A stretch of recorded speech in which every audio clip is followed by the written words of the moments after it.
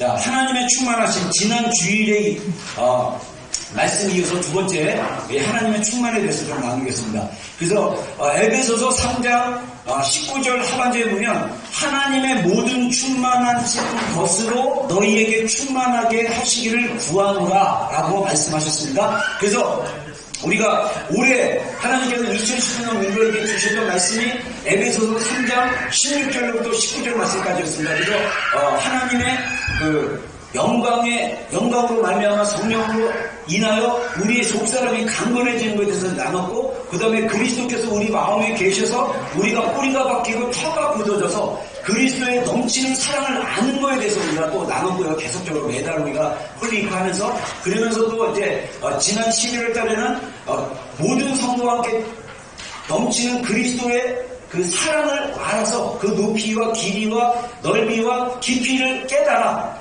그래서 하나님 그리스도의 사랑을 더 깊이 알아갔을 때 하나님이 그 그리스도의 사랑을 깊이 아는 성도들과 교회에게 하나님이 그분의 충만함을 주신다는 거예요. 그래서 하나님의 충만한 것으로 충만케 넘치게 하는 것이 교회다 라고 얘기했습니다. 그래서 제가 지난 3일 동안 하나님이 그러면 우리에게 충만하게 하시는 것들이 뭐냐에 대해서, 빛과 은혜에 대해서 얘기는 하는데 제가 이제 이어서 좀 더 나누겠습니다. 그래서 하나님이 우리의 삶을 충만하게 하신다는 거예요.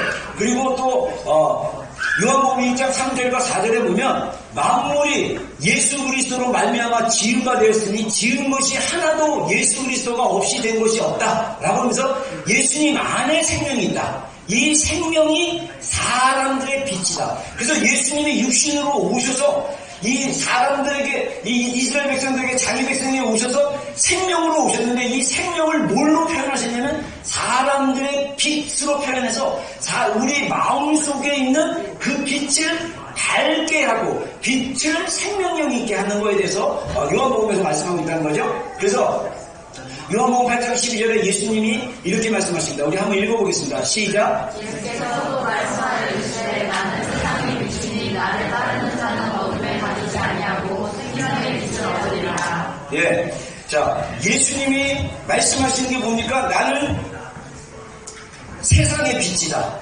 세상에 육신으로 오신 예수님이 세상의 빛으로 오셨다는 거예요. 아까 1장 4절 5절에 말한 것처럼 예수님이 육신으로 오셔서, 말씀이셨던 예수님이 육신으로 오셔서 사람들에게 생명을 주는데 그 생명을 빛으로 표현하셨다는 거죠. 그래서 그 빛이, 예수님의 빛이 우리 안에 있으면 우리 안에 어둠이 없다라고 했어요. 우리가 어둠에 다니지 않을 거다. 자, 제가 이따가 어둠에 대한 영역에 대해서, 어둠의 삶이 어떤 거고 빛의 삶이 어떤 건지에 대해서 제가 도표를 한번 만들어 봤어요. 그래서 우리가 예수님의 빛의 삶을 살지 않으면 우리는 우리 자신도 모르게 어두움 속에 살 수밖에 없는 존재. 우리의 육신이 죄 가운데 정말 이 타락한 육신이고 우리의 본성이 타락한 본성이었기 때문에 예수 그리스도의 보혈과 복음으로 새로워졌단 말이에요. 그래서 그 새로워짐이 예수님이 우리에게 빛으로 비춰주시는데 아직도 우리의 삶의 내면의 영역에 어두움이 있다는 거예요. 그것이 이제 옛사람이고 옛자하고, 이제 제가 이따 도표로 이제 설명을 좀 더 구체적으로 하겠습니다. 그래서 하나님의 충만하심, 하나님이 교회 가운데, 교회에 속한 성도들 가운데 그분의 충만하심으로 충만케 되기를 원하시는데, 그 충만케 하시는 그 충만으로 표현되는 성경들이 뭐가 있냐? 크게 네 가지로 볼 수 있다는 거죠. 아까 얘기한 대로 생명의 빛. 그래서 시편 18편 28절 한번 읽어보겠습니다. 시편 다윗의 고백입니다. 한번 읽어보겠습니다. 시작. 주께서 나의 등불을 켜시며 여호와 내 하나님이 내 땅을 밝히시리라. 아멘. 같이 아멘 하겠습니다. 아멘. 제가 이번 12월 우리 홀리크 지나면서 특별히 이제 한 해 마무리하면서 원래는 이틀 저녁 금요일 토요일과 이제 특별 한 달에 한 번 우리 부흥회를 하잖아요. 근데 이번엔 3일을 했어요. 그러면서 제가 우리 이제 올해 주신 말씀 마지막 9절 하반절 말씀 가지고 이제 우리 공동체 안에 이제 이 말씀을 좀 나누는 마음 주셔가지고 이렇게 나누는데, 말씀을 준비하는데 막 처음으로 이번 부흥의 기간 그리고 홀리위크 우리가 몇 달 동안 오래 했었는데 하면서 하나의 어떤 감동을 주셨냐면요, 말씀이 너무 입자했다는 거예요. 와, 내가 성경을 그렇게 많이 봤는데도 하나님이 충만한 관점으로 성경을 뒤져보니까 이 빛에 관련된 말씀이 어마어마하게 많았어요. 그러면 이 빛이 반드시 연결되는 경우는 흑암, 어둠에 대한 말씀들이 있습니다. 시편에도 그렇고 이사야에도 그렇고 말씀의 구석구석을 보면 흑암 중에 어둠 가운데 있는 백성들에게 빛으로 오신 예수님, 하나님이 우리에게 빛으로 역사하신다는 말씀이 굉장히 많은 거예요. 요한계시록에도 3-4절에 어린 양 대신 예수 그리스도께서 친히 빛이 되셔가지고 이제 천국에는 더 이상 어둠이 없다라고 표현하고, 그래서 이 놀라운 하나님의 빛, 그래서 제가 말씀을 준비하면서 너무 막 이렇게 흥분이 되고 익사이팅 해가지고 이게 나눴고, 또 하나님이 저한테 주셨던 마음이 뭐냐면 이번 부흥회 계속 홀리위크를 내년에도 계속 이어갈 건데, 이 홀리위크를 통해서 하나님이 먼저 저를 하나님이 세우시고 저를 새롭게 하시기를 원하는 거예요. 제가 요즘 이게 습관적으로 기도하는 기도, 혼자말로 셀프 토크로 기도하는 것 중에 하나가 뭐냐면 주님 저를 새롭게 해주십시오 라는 기도입니다. 여러분, 우리는 날마다 새로운 마음, 새로운 몸, 새로운 인생이 되어야 될 줄로 믿습니다. 아멘. 하나님이 우리를 새롭게 하십니다. 이전 것은 지나갔으니 보라 새 것이 되었도다. 주님이 말씀하십니다. 우리는 날마다 하나님이 주시는 그 생명, 하나님이 주시는 그 생명의 빛으로 우리의 어둠이 줄어들고 우리가 날마다 새로워지고, 나 자신에 대해서, 내 인생에 대해서, 내 삶의 환경과 내 관계하고 있는 가족과 배우자와 자녀들에 대해서, 부모님에 대해서 새로운 하나님의 빛으로, 새롭게 생명을 가진 빛으로 볼 수 있는 그런 시각들이 열리는 그런 인생으로 하나님이 우리를 인도해 주실 것입니다. 아멘. 자, 그래서 이 다윗의 고백이 하나님이 나의 등불을 켜신다고 했어요. 그래서 성경 구절에 보니까요, 제가 부흥회 때 했던 말씀들 다 할 수가 없어가지고 간단하게 얘기하면, 예수님이 뭐라고 말씀하냐면 우리 안에 등불이 있다는 거예요. 잠언에도 그럽니다. 그래서 이 등불은 뭐라고 표현하냐면, 잠언 20장인가 뭐라고 표현하냐면, 인간의 영혼은 여호와의 등불이다 라고 얘기해요. 그래서 우리의 영혼은 뭐냐? 하나님이 밝히시는 빛과 같은 거라는 거예요. 잠언에서 얘기하면. 그리고 우리 안에 이 등불이 있다는 거예요. 우리 몸 안에. 그 등불이 밝아지면 온몸이 밝게 될 것이고, 마태복음 5장에 예수님이, 그리고 이 등불이 어두워지면 너희 온몸이 어두워지게 될 거다 이렇게 말씀하십니다. 그래서 우리 몸 안에 등불이 있다는 거예요. 하나님의 빛을 가져오게 하는 그런 등불이 있는데 이것을 하나님이 켜주신다는 거예요. 그래서 오늘 우리가 준비기도, 예배 10분 전에 모여서 준비기도 할 때 제가 하나님께 기도한 게, 우리 마음속에 있는 불이 붙게 하여 주십시오. 우리 마음속에 있는 빛이 붙여지게 하여 주십시오. 우리 안에 성도들의 마음속에 하나님의 등불이 있고 하나님의 불이 있고 하나님의 빛이 있는데, 대부분의 성도들이 어둠에 눌리고 옛사람, 죄와 사망의 법 아래, 율법 아래서 고통당하고 괴로워하기 때문에 그 어둠 속에 갇힌 인생으로 살고 있다는 거예요. 그래서 우리가 예배 가운데, 우리가 기도 가운데, 우리가 말씀을 보고 묵상하고 말씀을 먹을 때마다 하나님의 빛이 우리 가운데 비춰달라는 그런 기도를 하면서 우리가 기도할 때 하나님의 생명의 빛이 우리 안에 비춰진다는 것입니다. 그래서 하나님이 우리 안에 있는 등불의 빛을 비춰주심으로써 우리를 충만하게 하시는 하나님이시다. 이렇게 표현될 수 있다는 거죠. 또 하나 뭐냐면 은혜와 진리가 충만합니다. 자, 요한복음 1장 14절을 한번 읽어보겠습니다. 시작. 말씀이 진리되어 우리 가운데 거하시매 우리가 그의 영광을 보니 아버지의 독생자의 영광이요 은혜와 진리가 충만하더라. 예, 예수님께서 육신으로 우리 가운데, 이게 사도 요한이 제자로 있을 때 예수님을 봤을 때 고백입니다. 그래서 예수님이 우리 가운데 거하셨는데 이분이 은혜와 진리로 충만한 걸 느꼈다는 거예요. 그래서 사도 요한이 요한1서, 요한2서, 요한3서도 썼는데 요한1서에도 동일하게 얘기합니다. 예수님께서, 우리가 육신이신 예수님이 오셔서 우리 가운데 거하실 때 우리가 본바되고 만진바되고 우리가 경험한 바 됐다라고 표현합니다. 근데 이 예수님이 뭘로 충만하셨느냐? 은혜와 진리로 충만하셨다는 거예요. 여러분, 우리 안에 하나님이 충만하게 거하시는데 그 충만하게 거하시는 방법도 하는 방법 중에 하나는 은혜이지. 은혜가 우리 안에 넘치면 우리의 감정이 바뀝니다. 은혜가 우리 안에 넘치면 생각이 바뀝니다. 은혜가 우리 안에 넘치면 생각이 바뀌고 감정이 바뀌니까 우리의 반응과 태도가 바뀝니다. 이게 하나님이 우리 가운데 주시고자 하는 거예요. 그래서 우리는 사실은 은혜가 충만한 인생을 살아가야 돼요. 하나님의 은혜를 받는 그 은혜의 보좌 앞에 히브리서 말씀처럼 우리가 때를 따라 돕는 은혜를 주시는 하나님의 은혜의 보좌 앞에 담대히 나아가자는 그 고백처럼 우리가 하나님의 은혜의 보좌 앞에 도움을 얻기 위해서 때를 따라 주시는 그 은혜를 얻기 위해서 계속적으로 나아가는 것입니다. 그게 예배고 그게 기도의 삶이라는 것입니다. 그래서 하나님은 은혜와 진리, 말씀으로 충만하신 그런 하나님으로 우리에게 거하신다는 것입니다. 그리고 세 번째는 성령 충만입니다. 자, 에베소 5장 18절 술 취하지 말라 이는 방탕한 것이지 오직 성령으로 충만함을 받으라. 자, 한번 읽어주세요. 시작.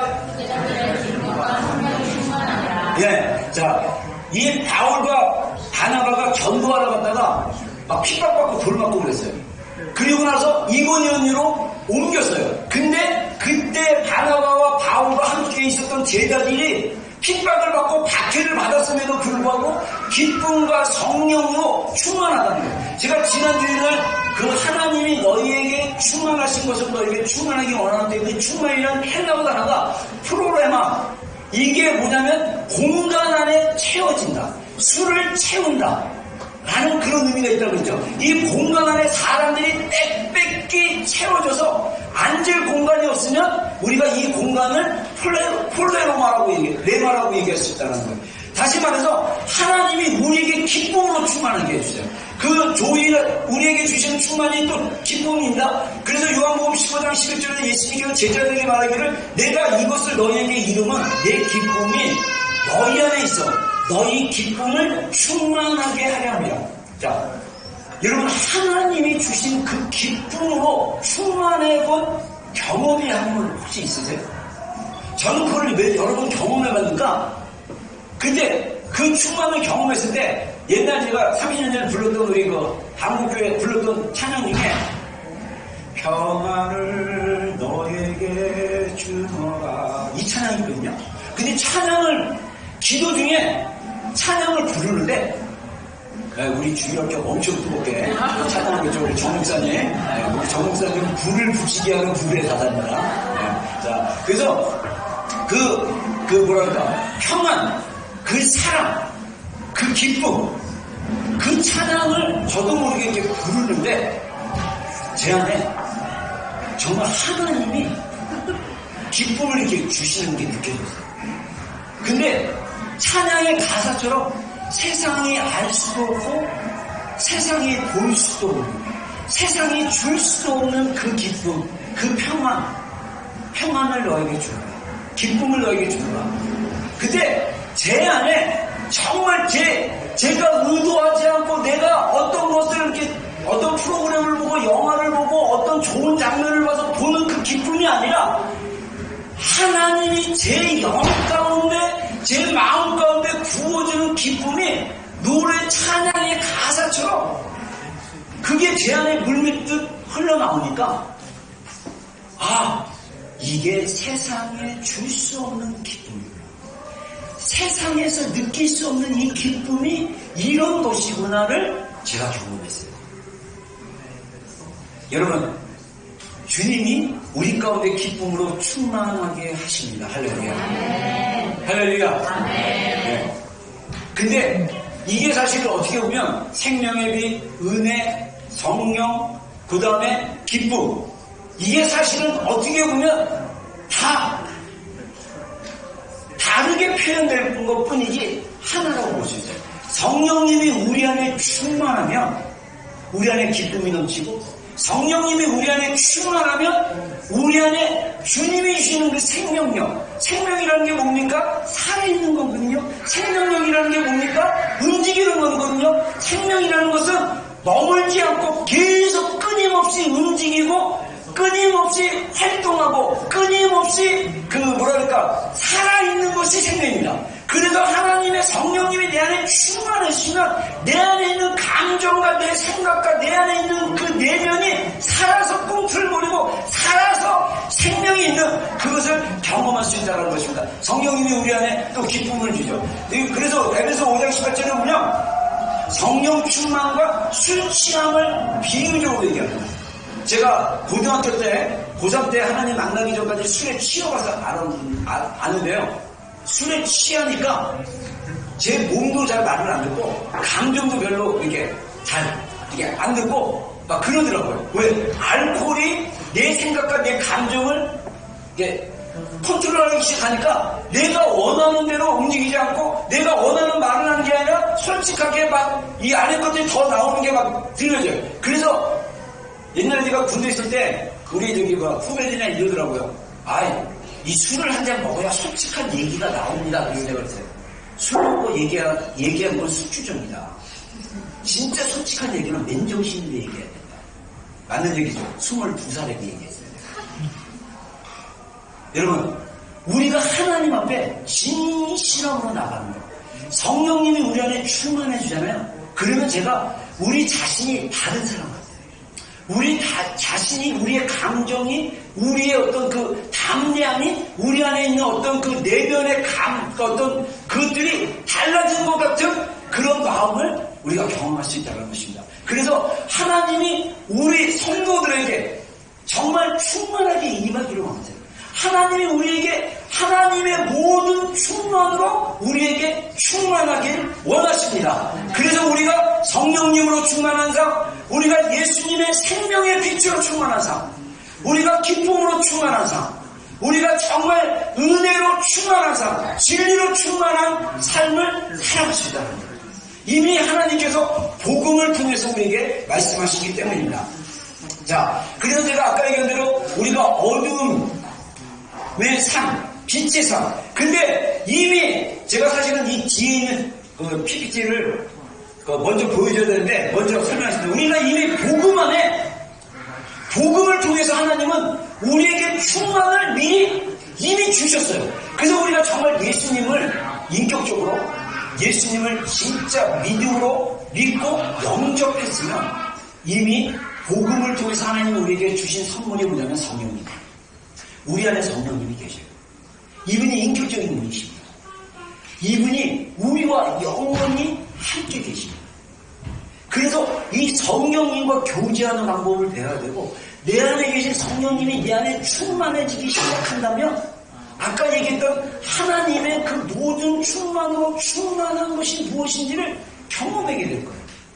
많은 성도들이 성령 충만이 뭔지를 모르고 성령님이 우리 안에서 우리의 생각, 우리의 감정을 압도해서 우리를 새롭게 하시고 새로운 감정, 새로운 생각, 새로운 에너지, 새로운 능력으로 우리를 새롭게 하는 그런 경험들이 별로 없기 때문에 우리의 삶이 빛이 있고 생명이 있고 은혜가 있음에도 불구하고 우리의 삶이 어두움, 고통스러움, 혼란, 염려, 가면 쓰는 삶, 외면을 향한 삶, 이런 삶을 살 수밖에 없다는 거죠. 자, 그래서 성경이 뭐라고 얘기하냐? 어둠에 대해서 얘기하기를 너희가 전에는 어둠이었다. 에베소 성도들 향해서 사도 바울이 말하는 것은 너희가 예수 그리스도를 복음으로 받아들이기 전까지 너희는 어둠이었다. 흑암이었다. 너희는 죽은 자였다. 너는 죄 가운데 묶여있던 자들이었다. 라고 성경이 말하고 있는 거죠. 이제는 주 안에서 빛이라. 빛의 자녀들처럼 행하라. 자, 우리 다음 구절 한번 읽어보겠습니다. 시작. 사랑하는 조명이나 장구하지 못하며 얼마나 짐승하구나. 시편 기자가 말하기를 사람은 원래 존귀한데 오래 살지 못하고 멸망하는 짐승과 같다. 또 동일한 시편에는 뭐라고 얘기하냐면 이 사람이 그 존귀하지만 그 이해하지 못함으로 충분한 이해를 갖지 못함으로 멸망하는 짐승과 같다고 얘기합니다. 자, 세상 과학은요 인본주의 과학은 뭐냐면 우리 인간은 진화론적인 존재라고 얘기해요. 그래서 원숭이로부터 진화했다고 얘기합니다. 그래서 우리의 조상을 굳이 원숭이라고 강력하게 주장을 해요. 그래서 아프리카 대륙이나 어느 대륙에서 발견한 그 원숭이 모양을 한 위인형들을 보면 다 우리의 조상이라고 다 과학에서 밝히고 있죠. 자, 이 진화론에 의하면 우리는 짐승이었어요, 짐승. 근데 성경에서 우리에게 말하는 건 뭐냐면 원래 인간은 새로운 하나님의 피조물이고 하나님의 형상으로 지음받은 존재인데 이 인간이 하나님의 그 빛으로 하나님의 생명으로 새로워지지 않으면 멸망하는 짐승처럼 존귀한 삶을 살 수 없는 그런 인생으로 전락할 수 있다라고 얘기하고 있다는 거죠. 그래서 예수님은 우리를 세상의 빛이라고 하십니다. 산 위의 동네가 숨기지 못할 거라고 그리고 자 우리 골로새서 3장 10절 한번 읽겠습니다. 시작. 세상을 이뤘으니 이는 자기를 창조하신 이의 형상을 따라 지지게까지 새롭게 하심을 입은 자라. 아멘. 아멘. 우리는 예수 그리스도로 말미암아 새로운 피조물이고 새로운 존재고 새 사람이라는 거예요. 그래서 우리가 계속적으로 우리 안에 그리스도의 형상, 이미지가 있다는 거예요. 그래서 성령님이 우리가 그리스도를 닮아갈 수 있도록 그리스도의 성품, 그리스도의 그 존귀함, 그리스도의 그 영광, 그리스도의 그 거룩을 계속 닮아갈 수 있도록 하나님께서 계속 우리에게 새롭게 하십니다. 새롭게. 그래서 우리의 삶은 어둠에 속한 삶이냐, 짐승 같은 삶이냐, 아니면 하나님이 우리를 날마다 새롭게 하는 새로운 사람의 삶이냐, 정말 인간다운 삶을 살고 있느냐를 얘기할 수 있다는 거죠. 그래서 제가 도표를 한번 만들어 봤어요. 제가 여지껏 지난 1년 가까이 얘기했던 상담학적 관점 그리고 복음적 관점으로 해서 제가 도표를 쭉 만들어 보니까 자, 어두움의 삶, 옛사람 옛 자아로 사는 거고 빛의 삶은 뭐냐면 새사람 참된 자아로 사는 거예요. 제가 그 목회를 지금 89년도부터 전도사를 했으니까 한국에서 제가 이게 만으로 31년차 목회를 하면서 제 안에 정말 큰 관심은 인간 내면에 대해요. 인간이 바뀌는 거예요. 제가 바뀌어봐서 알아요. 제가 하나님을 만나서 정말 그 모태 불교로 태어나가지고 인생을 모든 비관으로만 봤던 그런 염세주의적인 정말 세상은 너무나 불공평하다는 그런 그 세계관을 가지고 또 살았거든요. 제가 재밌는 얘기 하나 해줄게요. 우리 이제 얼마 전에 끝난 형제들 그 양육 풍성한 생명 그거 할 때 우리 안수집사님 이제 집에서 이제 우리 형제들 한 저까지 포함해서 한 10명 모이잖아요. 그래서 한번 얘기하다가 제가 어떤 과에서 얘기하다가 저도 모르게 제 옛날 얘기를 했어요. 제가 고등학교 때 내가 불렀던 노래가 주로 이제 이렇게 그때 예수님 믿기 전에 세상 가요를 많이 부르는데 그때 가요가 뭐 이제 하숙생이라든가 빈대떡 신사 뭐 이런 거 있어요. 양복 입은 신사가 빈대떡 문 앞 요리집 문 앞에서 매를 맞는다. 왜 맞을까? 이게 가요예요 그때 보면. 근데 알고 봤더니 무전 취식이라고 그래가지고 돈 안 내고 양복 입고 들어가서 요리 시켜먹고 매로 이제 때우는 거예요.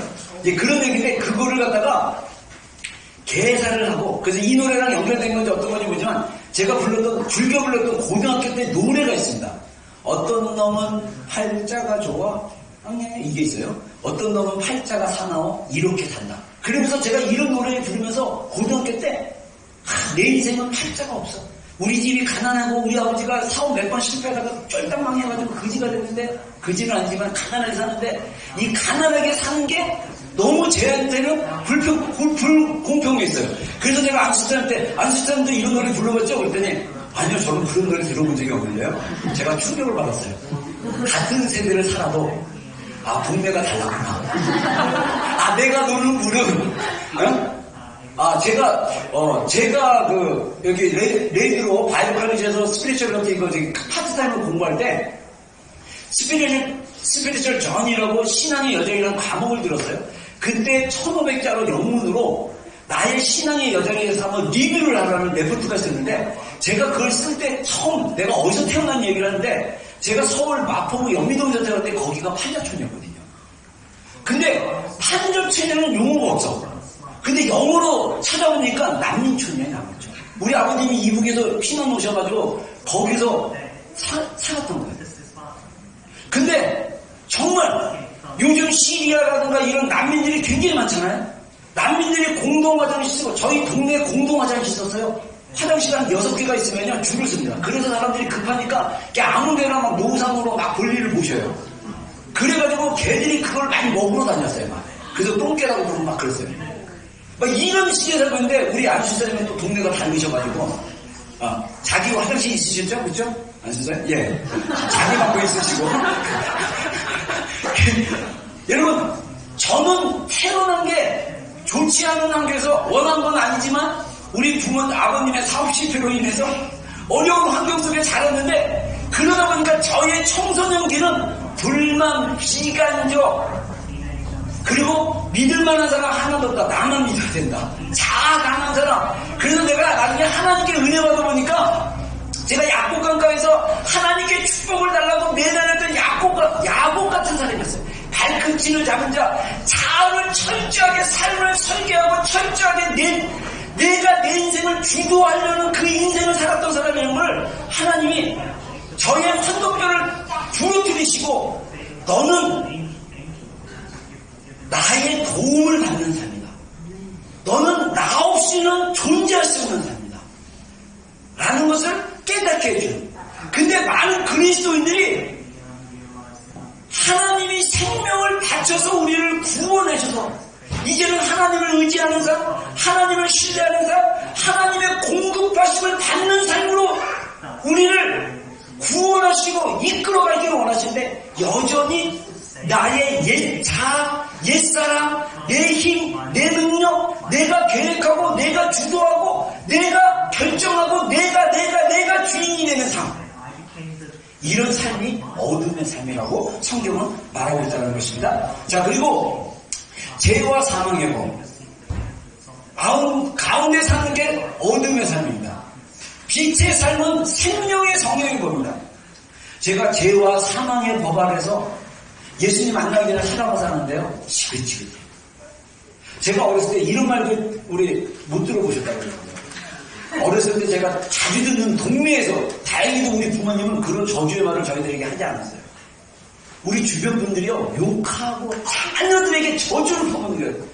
귀신은 뭐하나 저런 놈 데려가지 않고 내가 저런 놈 낳고 내가 미역국을 마셨으니 내가 미친 여지라는 거예요. 옌병에서 죽을 요즘 얘기하면 장티푸시예요. 그때는 약이 없어가지고요 이 배탈 나고 막 탈수증으로 죽고 막 그랬던 시대예요.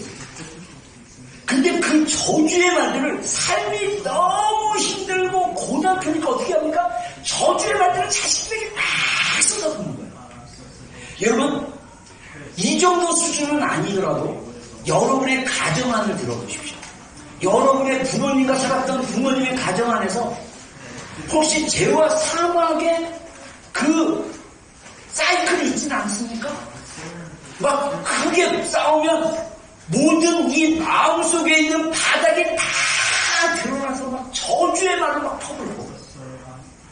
그래서 여러분들 부부싸움할 때 이 부모님들이 싸우거나 우리 자신들이 싸울 때 말에 손을 넘기 시작하면 그 관계는 굉장히 힘들어져요. 말은 능력이고 권세이기 때문에 우리가 항상 싸우더라도 입을 조심하셔야 돼요. 입에서 선을 넘으면 안 되는데 자기도 모르게 선이 막 넘어. 상담학적으로 때 넘는 이유가 뭐냐면 부모로부터 보고 배워서 그래요. 아내를 때리는 남편을 뚜드겨 패는 아내? 가끔 있다고 그러더라고요. 끊임없이 잔소리하는 아내? 끊임없이 사랑을 의심하는 남편? 끊임없이 남편 아내에게 잔소리하고 끊임없이 사랑을 의심하는 남편? 이런 것들이 다 상담학적으로 가면요 어렸을 때 원래 오리지널 부모님과의 가정 안에 있을 때 있었던 상처와 그런 것들이 있었기 때문에 내가 결혼하고 그리스도인으로서 좋은 믿음으로 사는 것 같지만 살면서 별거 아닌데 별거 하나로 다 건드러지면 안에 있는 어둠과 죄가 확 올라와가지고 어떻게 합니까? 저주의 말, 저주의 행동, 자기도 모르게 막 이런 행동을 함으로써 그 가정이 지옥 같고 사는 것이 지긋지긋하고 그 사람에 대한 모든 신뢰가 무너지는 그런 고통, 여러분들 한 번씩은 있어보지 않았어요? 왜 우리 그리스도인의 삶 가운데 그런 어둠의 삶이 강력합니까? 하나님의 은혜와 생명이 충만해야만 그 어둠을 물리칠 수 있는 것입니다. 아멘. 여러분, 우리가 항상 하나님의 은혜로 충만하기를 주의 이름으로 축원합니다. 적어도 주일날 하나님 앞에 드려지는 예배는 살아계신 하나님을 만나는 예배가 되므로 우리가 예배를 드리고 나서 우리의 영이 적어도 일주일은 충만하게 하나님의 은혜로 살아갈 수 있는, 내 생각과 내 능력과 내 감정과 내 방법으로 살아가는 삶이 아니라 하나님이 주시는 은혜와 하나님이 주시는 새 마음과 하나님이 주시는 새 생각을 가지고 살아갈 수 있는 강력한 은혜를 우리가 받아야 된다는 것입니다.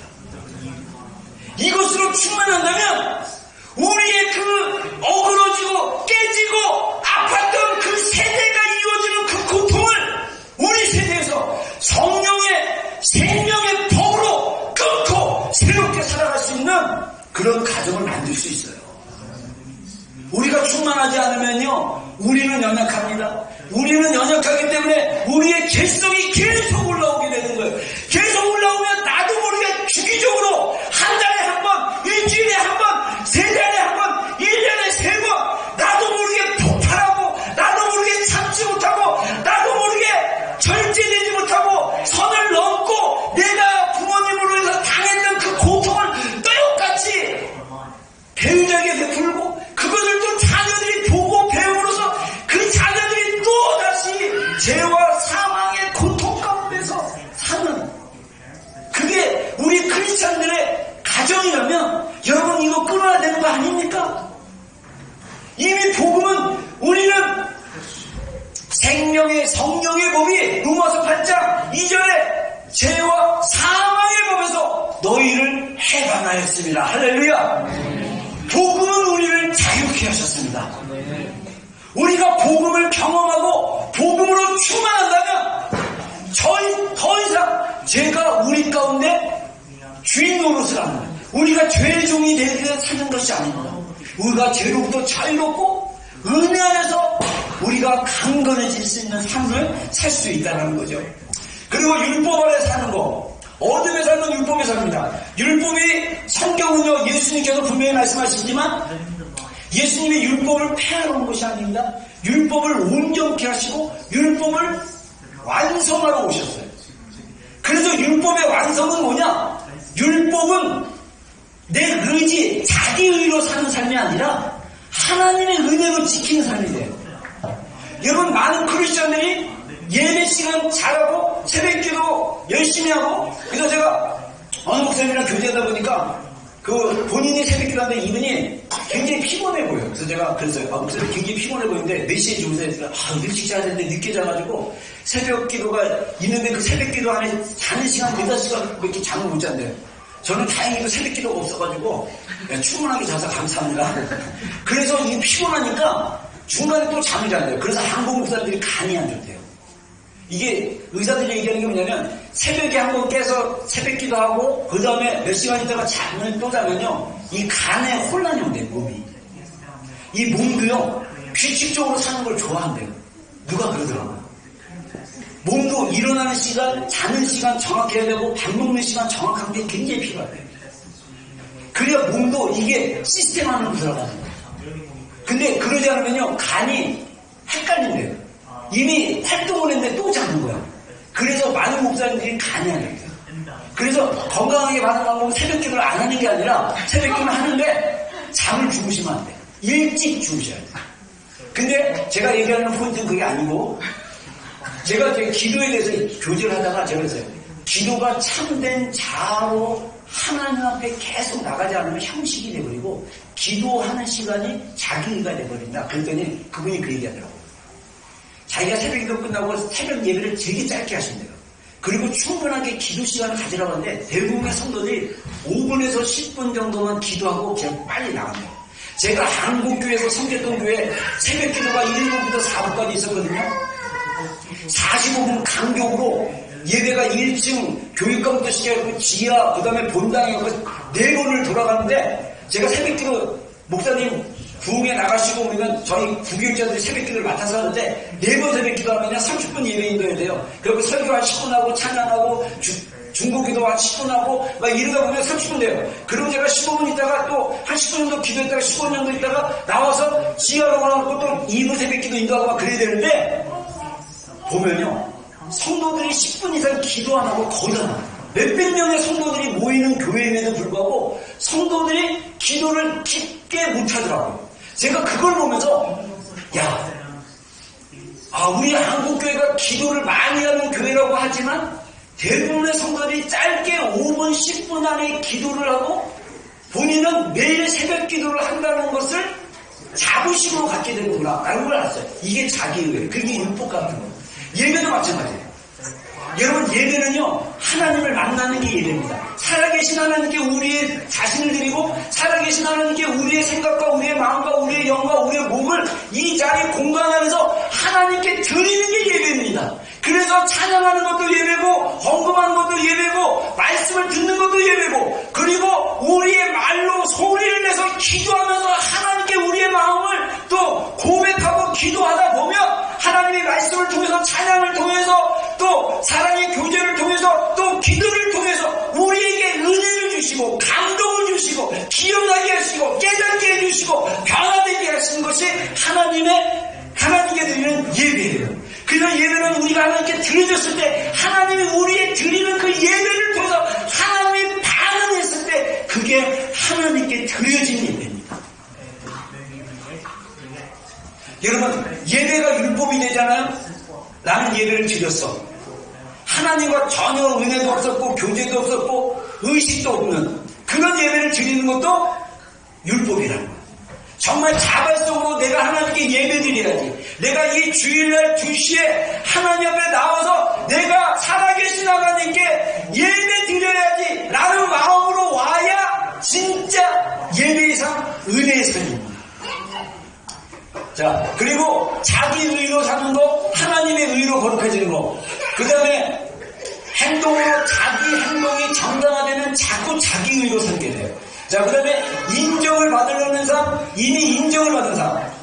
우리의 무식 안에 뭐가 있냐면요, 존재적으로 부모님으로부터 충분한 인정을 못 받으면요, 이 존재적으로 결핍이 있어요. 결핍. 인정받고자 하는 결핍. 근데 이게 나도 모르게 하나님에게도 그렇고 사람들에게도 그렇고 자꾸 그런 삶을 거예요. 복음은 이미 예수 그리스도의 보혈로 우리를 새롭게 하고 하나님이 우리를 받아들이신 거예요. 자유로. 그래서 하나님이 우리를 용서하시고 우리를 받아들이는 거예요. 그래서 우리가 굳이 사람들에게 인정받아야 내 마음이 즐겁고 내가 평안하고 하나님이 나를 인정해달라고, 하나님 내가 이렇게 열심히 하나님 봉사하잖아요. 하나님 내가 이렇게 열심히 헌금 드리잖아요. 하나님 내가 열심히 이렇게 기도하잖아요. 저 좀 인정해주세요 라고 기도하는 거 잘못된 게 거예요. 이미 우리는 하나님의 복음으로 하나님이 받아들이죠. 그래서 이미 우리는 하나님과 사랑을 이룬 존재이기 때문에 인정을 주는 삶이 아니라 이미 인정받은 나의 삶을 하나님께 감사하고, 그리고 하나님이 주시는 그 사랑과 은혜로 그 힘으로 살아가는 삶이다, 이렇게 얘기할 수 있다는 거죠. 그리고 외적인 것을 쫓아가는 삶이 될 수도 있다는 거예요. 근데 우리는 내면으로 향한 삶. 자, 그리고 우리 안에 두려움, 염려, 회피, 갈등, 혼란, 이 회피, 감정적으로 딱 부딪히면 무조건 피하려는, 남자들이 특히 많이 그랬죠. 아내랑 싸우면 화성 남자, 금성 여자, 맞죠? 네. 화성에 사는 남자가 금성에 사는 여자가 만나면 이 관계하는 게 다릅니다. 여자는 어떤 갈등이 있을 때는 금성 자매는, 이 자매들은 반드시 그 갈등의 어떤 것들을 해결하고 잠을 주무셔야 돼요. 그럼 잠이 안 와요. 근데 우리 화성 형제들은 일단 피해야 돼. 말하기 싫어. 그래서 문을 닫고 동굴로 들어가야 돼. 이게 서로 관계예요. 그래서 우리가 어떤 회피하고 두려워하고 염려하는 어떤 감정의 부정적인 그런 감정의 상태로 살아가는 거는 우리 안에 아직도 어둠이 있다는 얘기예요. 우리가 하나님으로 충만하고 예수님으로 충만한 삶이 되면 우리 안에 다 하나님께 나아가는 담대함이 있고 자유가 있고 기쁨이 있고 평강이 있다는 것입니다. 여러분 2019년 여러분의 삶을 한번 여러분의 내면을 한번 쫙 리뷰 한번 해보세요. 두려움, 염려, 걱정, 피하는 거, 혼란스러움, 뭐가 뭔지 모르는 거 이런 걸로 얼마나 많은 마음의 갈등과 생각의 갈등을 겪고 살으셨는지 아니면 하나님이 주시는 자유, 기쁨, 평강 또 힘들 때마다 하나님 앞에 나가면 하나님이 나를 도우시고 하나님이 나와 함께 하실 거라는 그런 담대함 이런 마음으로 이런 마음의 감정으로 산 게 며칠이나 되는지 여러분 한번 리뷰해 보세요.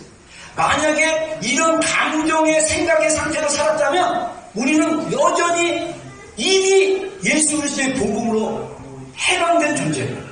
빛의 자녀라고 예수님이 말씀하셨음에도 불구하고 우리는 어둠에 여전히 예수님 믿기 전에 어둠 속에 고통당하는 그런 삶으로 지금 시간을 보내고 있지 않는지를 우리가 봐야 된다는 거죠. 자, 그래서 이 어둠의 삶은요 무의식의 삶입니다. 제가 애니어그램 공부해보니까 우리 인생 이거는 모든 상담학자들이 거의 동일하게 얘기합니다. 대부분의 사람들이요 90% 무의식으로 산다. 그래서 우리가 비합리적인 사고, 비합리적인 감정, 비합리적인 느낌도 그냥 무의식적으로 산다는 거예요. 의식을 안 해요. 그냥 내가 살았던 삶의 패턴으로 사는 거예요. 그래서 제가 지난주에 얘기했죠. 스키마라고 이게 상담심리학 용어인데 이게 어떤 길과 같은 구조와 같은 거라서 이게 길이 나가지고 그 식으로 자동적으로 이렇게 나오는 거라고. 근데 또 다른 관점으로는 흔적이라고도 얘기합니다. 흔적. 이전에 있었던 흔적. 그래갖고 어느 목사님이랑 얘기해보니까 이 스키마, 우리 안에 흔적이 있다고 표현한다면 어떤 거냐면 이 산에 가면 이렇게 시냇물이 있는데 시냇물이 말랐어요. 그러면 그 시냇물을 바라보면 시냇물이 뭐가 보입니까? 물이 흘렀던 흔적이 있잖아요. 이런 것처럼 우리 생각이 옛날 과거로부터 그 옛사람으로 살았던 그 상처나 그런 흔적이 있기 때문에 뭐가 하나 딱 오면 자연스럽게 옛날 그 길을 따라 물이 가듯이 그 남은 흔적대로 물이 가듯이 물이 이렇게 흐르듯이 우리의 생각이 자동적으로 흐른다는 거예요. 그래서 우리가 무의식으로 사는 게 아니라 왜 그럴까? 인지, 자각을 해요. 내 감정이 왜 이럴까? 내 기분이 왜 이럴까? 내가 왜 이런 마음이 들지? 내가 왜 이런 생각이 들지? 라고만 생각해도 감정이 달라져요. 이것은 다른 말로 얘기하면요. 반사로 사는 삶이냐 선택을 통한 반응으로 사는 삶이냐. 자각하게 되면요. 우리가 자각 없이 살면요. 자동이네 자동. 그래서 예를 하나 들까요? 한국에 고3짜리 딸을 가진 엄마가 있습니다. 이 엄마가 고3 애가 볼 때마다 잠을 자는 거예요. 자, 안 좋은 식의 반응? 생각이 들어옵니다. 얘가 맨날 고3인데 장난자. 감정, 느끼는 감정. 짜증, 분노, 화남, 막 이런 게 들어요. 그러면 바로 어떻게 반응합니까? 야! 공부 안 하고 잠자면 어때? 어떻게? 근데 그 불안은 뭐냐면 애가 대학을 못 갈까봐 불안해. 근데 이 엄마가 생각을 바꾼 거예요. 애가 잠을 자요. 생각이 애가 또 자네? 이게 아니라 어떻게 된 거냐면 얼마나 피곤하면 잠을 잘까? 그래서 감정이 느껴지니까 치근한 마음, 불쌍히 여기는 마음. 그러면 어떻게 행동합니까? 이불을 덮어줘요. 여러분의 삶 가운데 짜증나고 부정적으로 반응하는 많은 것들이 사실은 반사적으로요.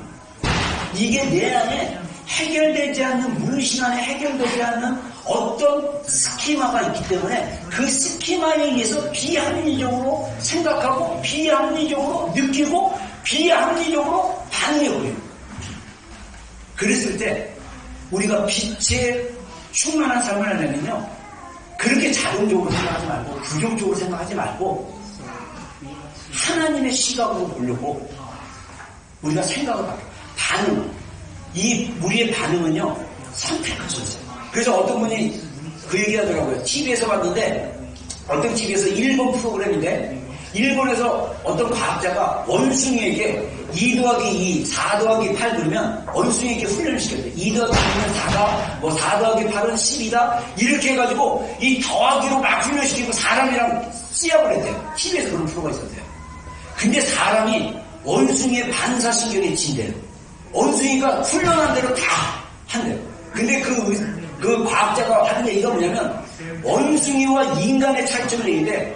원숭이는 굉장히 반사적인 존재이기 때문에 생각할 줄 몰라요. 이렇게 반응할 때 자기를 생각하고 한 박자 늦추고 반응하는 게 없다는 거예요.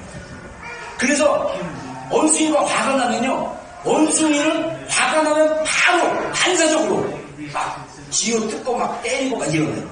사람은 화가 나면, 그러니까 우리가 짐승 같은 삶을 사는지, 어둠의 삶을 사는지, 아니면 자각하는 삶, 딱 건들면 야 이게 아니라, 건들면 한 박자 늦추고 왜 이러지? 왜 이런 느낌이 들지?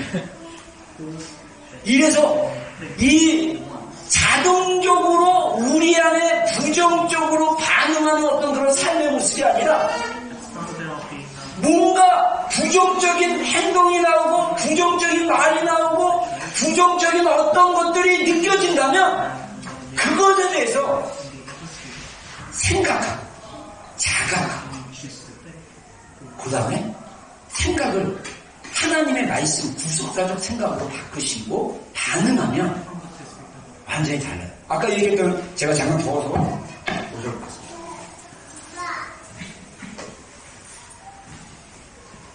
아까 얘기했던 고3의 그 엄마의 반응 A와 A-를 보세요.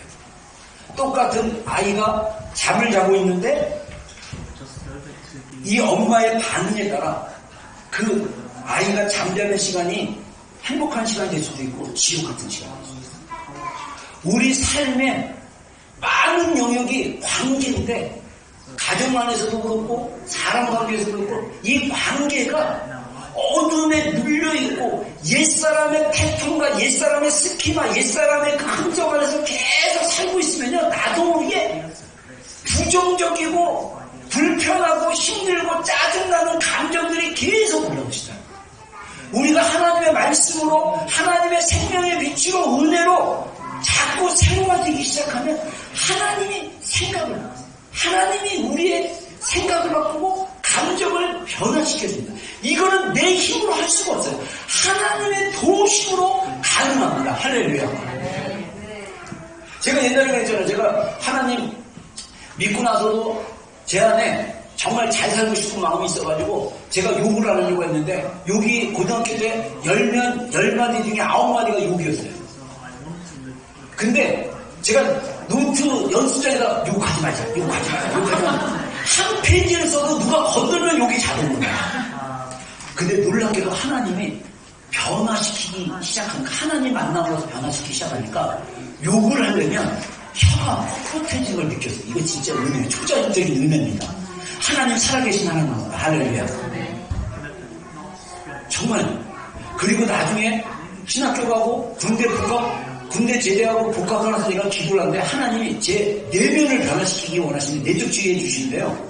정말 놀라운 거는, 제가 그 낮에 있었던 말의 실수들, 제가 말이 굉장히 날카로운 사람이었거든요. 그래서 상처를 많이 주는 말을 자주 했어요. 굉장히 나아진 게 이 정도니까. 옛날에 굉장히 심했죠. 근데 하나님이 기도하면요, 그날 저녁에 네가 누구에게 어떠했던 말, 그거 틀린 말이야 라는 생각을 주시는 거예요. 그래가지고 내가 주여 이렇게 한번 때리고, 정말 하나님이 인식하게 하니까, 하나님이 생각해 하니까 말이 바뀌어요. 그리고 제 시스템 안에는 이해가 안 되는데 하나님이 생각을 넣어주니까 여전히 감정적으로 이해는 안 되는데도, 감정적으로 공감은 안 돼도 이해는 되기 시작해요. 그랬을 것 같다. 여러분, 하나님이 우리 안에 역사하기 시작하면 상담에서 말하는 쉬운 일이 우리 안에서 일어나기 시작합니다. 그래서 은혜로 사는 삶, 은혜로 충만하는 게 굉장히 필요하다는 거죠. 그래서 복음으로 얘기하면요, 하나님의 충만하심으로 복음을 통해 믿는 자에게 이미 부어주셨다는 거예요. 사랑은 이웃에게 악을 행하지 아니하느니 그러므로 사랑은 율법의 완성이다 말씀하십니다. 어두운 데서 빛이라 말씀하셨던 그 하나님께서 예수 그리스도의 얼굴에 있는 하나님의 영광을 아는 빛을 우리 마음에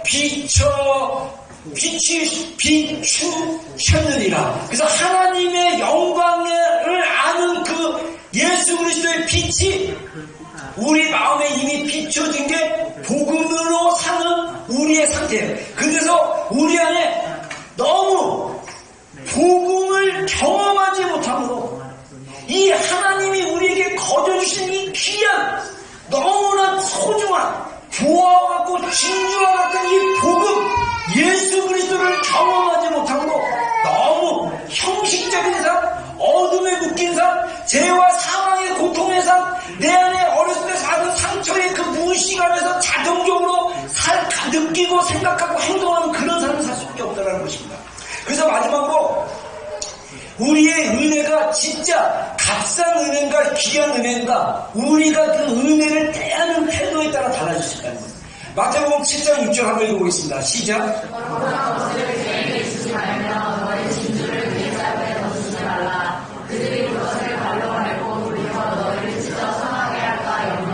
네.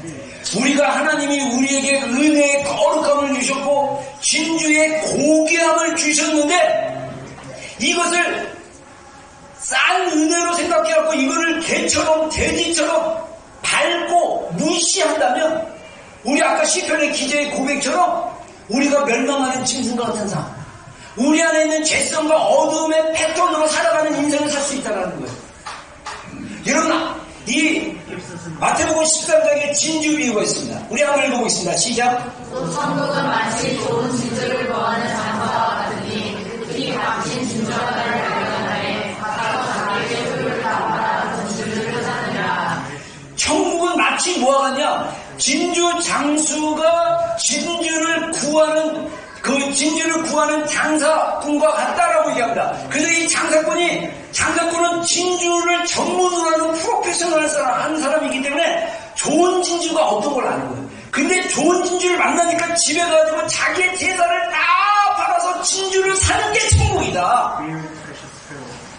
우리가 은혜를 안다면 그 은혜를 지키기 위해서 그 은혜의 그 충만한 가운데 들어가기 위해서 우리의 재산을 다 팔아서 그 은혜를 구하는 거, 그 은혜를 받는 거, 대가 지불하는 거, 이게 진짜 우리에게 주신 하나님의 귀한 은혜를 간직하고 누리고 우리가 그것을 소유하는 방법입니다. 그리고 또 하나 마태복음 13장에 또 다른 얘기를 합니다. 44절 한번 읽어보겠습니다. 시작. 천국은 마치 밭에 앉힌 보와 같으니 사람이 이를 발견하고 충격되고 좋아하는 영으로서 자기의 소유를 갚아야 그 밭을 사느니라. 예, 천국이 뭡니까?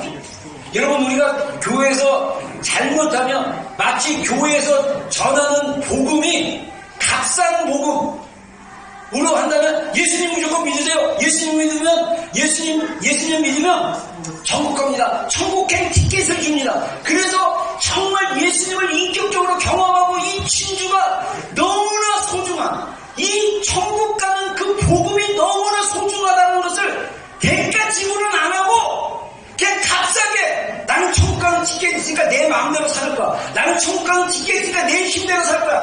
나는 천국 갈 수 있으니까 나는 내가 원하는 대로 살다가 죽기 직전에 하나님 믿고 천국 가면 돼. 라는 착각들을 하시는 거예요.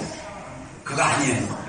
그래서 한 번 얻은 구원이 영원한 구원이 아니고 잘못 살면 지옥 간다는 메시지들이 계속 나옵니다.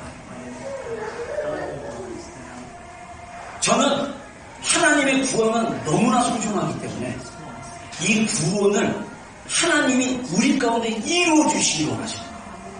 하나님이 이루어지지 않으면 내 힘으로 하나님을 따라갈 수 없습니다. 여러분들의 율법적인 육신의 자아적인 생각을 내놓으십시오. 여러분들이 무엇을 해서 얻으려고 하지 말고 은혜는 이미 복음으로 우리 안에 있는 것입니다. 그래서 이 은혜를 경험하게 되면, 하나님의 그 놀라우신 사랑을 경험하게 되면, 우리가 우리의 것을 들여서 그 은혜를 소중하게 여기는 삶의 자세가 나오는 거예요. 대가를 지불하는 삶. 은혜는 너무나 소중하기 때문에 그 소중한 공간, 소중한 상자 안에 모셔져야 되는데, 그 공간을 만들려면 우리가 대가 지불을 해야 돼요. 우리의 재산을 다 팔아서 그 은혜를 구하는 것처럼 우리 삶 속에 우리 자신을 드리고 하나님의 은혜로 사는 삶. 여러분, 제가 정말 복음으로 사는 삶은 뭐냐면요, 첫 번째, 예수님께서 나의 죄인인 나를 위해서 예수님의 전부를 들여서 내가 구원받았다는 것을 자각하셔야 돼요. 근데 그거를 자각하려면 진짜 그 전에 기억해야 될 게 뭐냐면, 나는 죄인이라는 사실. 나는 죽을 수밖에 없는 죄인. 나의 죄는 지긋지긋하고 나의 자아는 너무 지긋지긋해서 예수님의 보혈로, 예수님의 목숨값으로 구원하지 않으면 절대 용서받을 수 없는 그런 존재. 그런 존재라는 자각이 일어나기 시작하면 하나님이 나는 아무 할 일 없고 그 은혜로 인하여 믿음으로 말미암아 구원을 너에게 주셨다니, 내게 나는 죽을 수밖에 없는 죄인인데 하나님의 은혜로 예수님이 이 땅에 육신으로 오셨고 나의 죄를 위해서 십자가에 돌아가셨고 너를 깨닫는 그 순간, 하나님의 사랑이, 하나님 자신 전부를 주신 하나님의 사랑이 내 마음과 내 영을 압도하기 시작하면 우리는 자발적으로 우리의 삶이 하나님의 것인 것을 인정하기 시작합니다. 그러면 은혜로 충만한 삶을 살기 시작하는 거예요. 여러분, 마지막 우리 마태복음 13장 44절에 말했던 그 비유가 저는 굉장히 중요하다고 생각합니다. 천국 마치 자기 땅의 보화를 발견한 사람과 같다고 했어요. 여기서 땅은 우리의 마음입니다. 우리 안에 이미 천국이신 예수님이 있어요. 우리가 이것을 발견했으면요, 우리가 자발적으로 나오는 반응이, 내 마음 안에 있는 예수님이 너무 소중하다, 내 마음 안에 있는 정말 구원으로 이루어주신 하나님의 구원의 복음이 너무나 소중하고 귀하다 믿어지면 나의 모든 것을 주님께 드릴 수 있어요. 그러면 원수를 사랑하기 시작합니다. 오른쪽 뺨을 때리면 왼쪽 뺨을 내리기 시작하죠. 할 수 있습니다. 겉옷을 달라 하면 속옷까지 주셨어요. 억지로 나와 오리를 같이 걷자 하면 심리까지 걸을 수 있습니다. 초대교회 예수님의 제자들과 초대교회 성도들이 이 로마라는 엄청난 제국을 복음으로 무너뜨린 강력한 그 능력이 뭐냐? 예수님의 그 복음의 그 은혜와 사랑을 그들이 경험했기 때문에 그들의 삶은 주님을 위해서 다 내려놓고 드려진 삶이었기에, 노예로 살아도 귀족으로 살아도 그들의 삶이 세상 사람들과는 다른 삶을 살았기 때문에 로마가 복음으로 무릎 꿇게 됩니다. 여러분, 원래는 우리가 그렇게 살아야 되는 존재예요. 어설프게 세상도 사랑하고 하나님도 사랑하고 양다리 거쳐서 즐길 것 다 즐기고 하나님께 일만 따라놓는 그런 인생이 아니라 하나님께 전부를 드리는 인생, 헌신하는 삶으로서 우리가 재정에 자유롭고 삶에 자유롭고 우리 인생의 고난과 어려움과 고통에 자유로운 삶, 하나님이 주시는 은혜로 그 능력으로 많은 사람들에게 그 축복과 은혜를 나눠줄 수 있는 삶. 여러분, 저는 정말 우리 교회 성도들이 어둠 속에서 고통당하고 괴로워하고 염려하고 걱정하는 삶이 아니라 정말 생명의 성령의 법 안에서, 은혜 안에서 감사하고 기뻐하고 만족하고 평강하고 누릴 수 있는 그런 인생이 되기를 정말 축원합니다.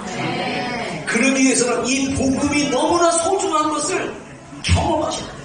여러분 안에 있는 예수 그리스도의 그 존귀함, 우리를 위해서 자신의 전부를 드리셨던 그 예수님을 깊이 경험해야 하나님의 은혜의 충만함이 우리 가운데 넘칠 수 있습니다. 그래서 우리가 대까지 오라는 거예요. 그래서 제가 2019년 제가 여러분들에게 그 얘기했죠. 첫 번째, 2020년도 동의할 겁니다. 첫 번째 뭡니까? 네, 주일 예배, 주일 예배 이렇게 아니라 주일 예배, 하나님께 일주일에 첫 시작날은 주일 예배가 하나님 앞에 온전히 드려질 수 있도록 목숨 걸고 주일 예배에 임하자. 아멘. 두 번째 뭡니까? 두 번째 뭐죠? 기도예요. 기도에 나와서 하나님 앞에 진실되게 우리 안에 있는 깊은 갈망, 우리 안에 있는 깊은 하나님을 향한 갈망이 계속적으로 올라올 수 있도록, 그래서 우리 안에 있는 그 하나님의 복음의 은혜가 우리 내면 안에 충만하게 잘 안전하게 공간 안에 있을 수 있도록 우리의 내면을 비우고 예수님으로 채우는 기도를 하자. 기도에 참석하자. 세 번째, 마지막 세 번째 뭡니까? 까먹었어요? 세 번째. 그렇지. 이완이도 더 크게 얘기해. 아침과 기도하기. 그렇지. 아침과 저녁에 하나님 앞에, 예수님 앞에 나가서 진실되게 하나님 앞에 기도하고, 저녁에 자기 전에 하나님 앞에 기도하고.